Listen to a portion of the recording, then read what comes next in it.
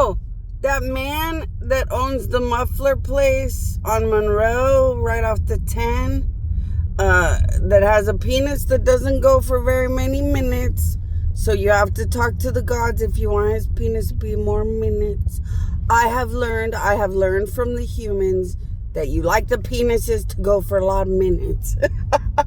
So you're going to have to talk to the gods. His penis don't go a lot of minutes. That I know of. I'm not an expert, but that I know of.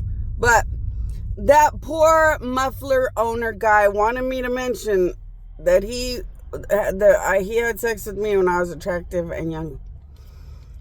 Yeah.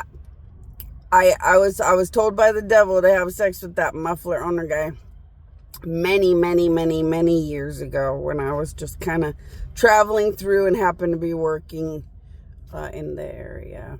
That was before anybody had any idea that I was a great dead god, except the United States and people that knew by seeing me die more than once and stuff.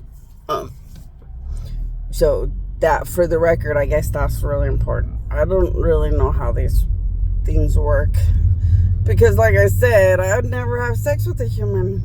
I'm a god, unless you've got lightning bolts and electric overloaded pulsating shit coming out of your dick. Like, I wouldn't really be interested in one.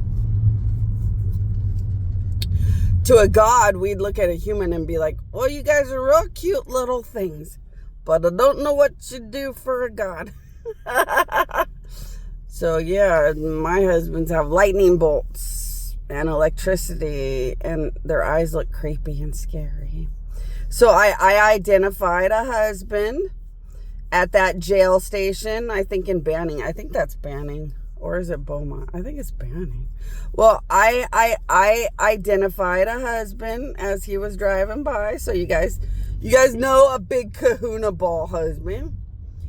So if you look, when I'm not hiding his eyes, his eyes look very weird and powerful and scary and horrifying and very dominant.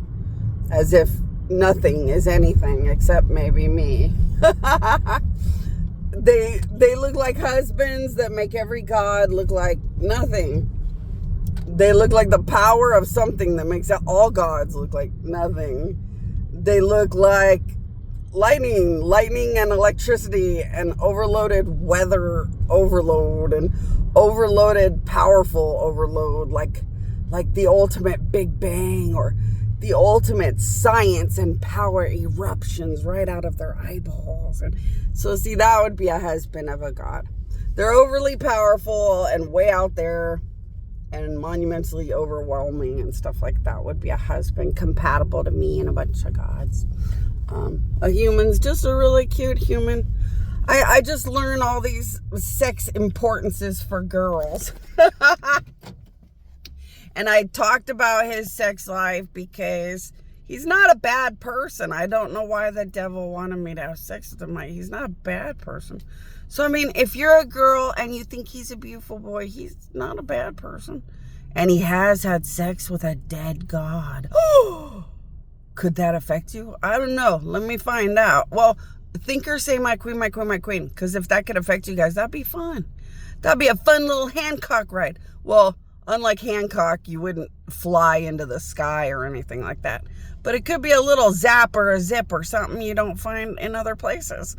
Of course, you'd have to be a good girl to have sex with him and feel these perks and benefits. But if I have been forced to have sex with anyone, would there be any benefit to any extent?